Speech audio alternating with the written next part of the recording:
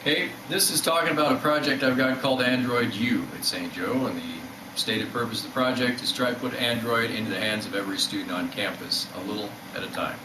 And the way we do it is we've gone out and we bought a bunch of Android smartphones, many of them, and I don't know if this is going to show up or not, but their screens are all cracked, the displays are out, various things.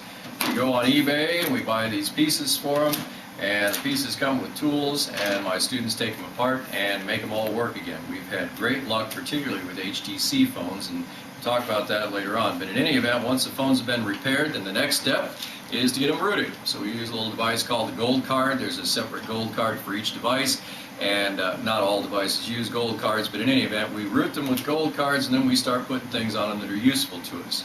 Far and away the most useful thing is Google services. We are able in the Wi-Fi cloud here, none of these phones have plans on them.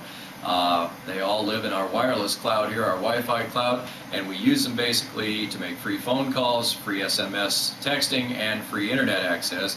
But they have a lot more application than just that. One of the things we do with them is we've taken a bunch of pictures in graveyards. We've geotagged all those. I talked about that at OSCON last year. This year what we did was gave them to soil science students who went out in the field with them, and they took these profiles. This is a profile, you probably can't see the difference in color, but it goes dark, less dark, less dark, and the bottom one is quite light.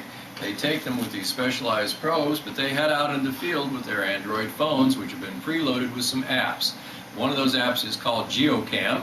It is a special application that's designed to take pictures that have been geotagged, and actually every bit of geological information, the compass setting, all the things like that are tagged onto the image, and those images can be uploaded to a special site that the GeoCam people put together. We take those pictures of the profile while they're in the field, then we bring them in these bags, one horizon, they call them at a time, then we can analyze the soils. And then the other thing we can do is the same phone has an app on it called Soil Map, and what it does is it reads the GPS sensor, does a real-time lookup to a mapping service that the USDA has, and what they do then is that they return us the soil series information, which is the technical information about the soil's history, the geology of the soil, the chemical composition of the soil's history, and things like that. So we've used it in soils class, we've used it in history classes, we've used it in computer science classes, and because these phones are only running me about $35 or $40 a piece, we basically give them out to the general student population where we say, go forth and be Android.